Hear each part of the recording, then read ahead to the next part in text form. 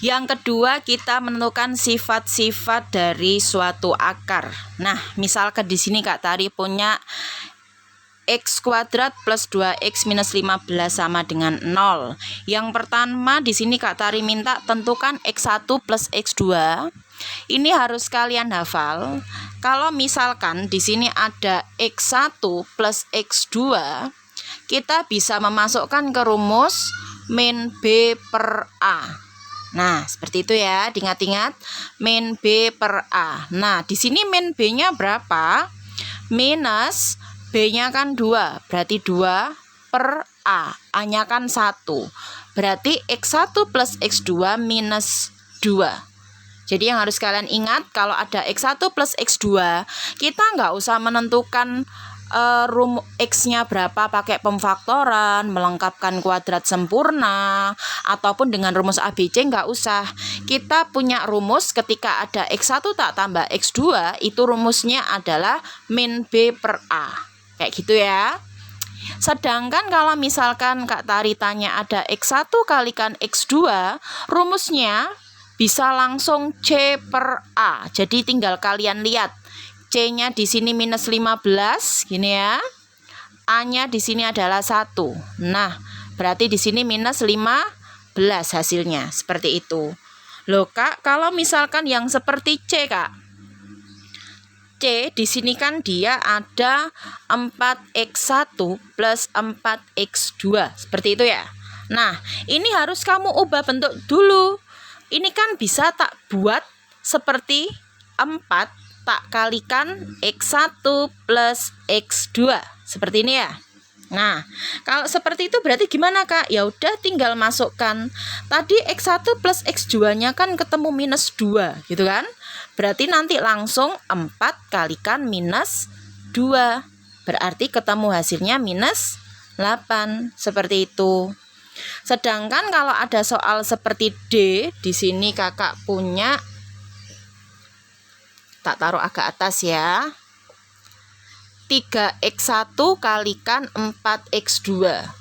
3 kali 4 kan 12, berarti bisa Kakak tulis menjadi 12x1 kalikan x2.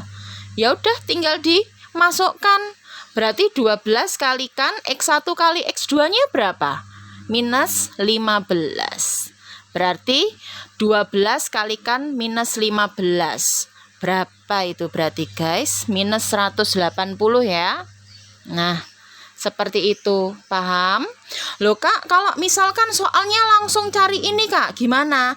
Tetap kalian harus mencari ini tadi. Kalau ada X1 plus X2 yang kalian ingat adalah min B per A.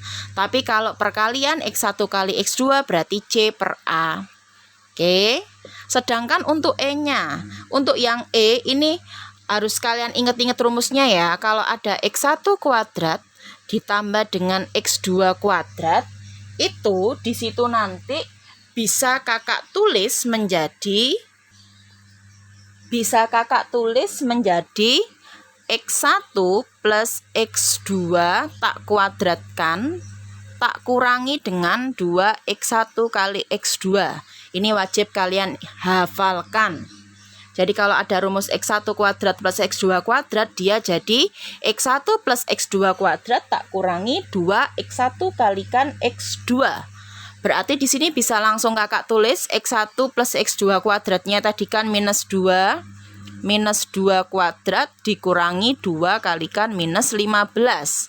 Berarti kan 4 ini dikali plus 30 ya. Berarti hasilnya 34. Seperti itu.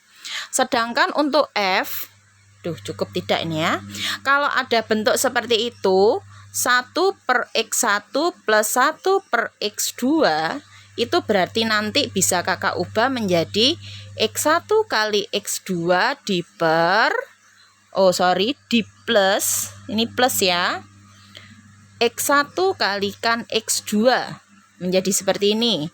Berarti ini bisa langsung sama dengan X1 plus X2-nya minus 2, sedangkan X1 kali X2-nya minus 15. Berarti hasilnya adalah 2 per 15. Nah, Jadi yang kalian dapat di sini diingat-ingat ketika ada soal seperti ini X1 plus X2 sama dengan berapa, kalian nggak usah memfaktorkan, nggak masalah. Langsung dimasukkan rumus min B per A. A-nya tetap yang dia koefisiennya X kuadrat, B-nya tetap koefisien X, C-nya adalah konstantanya.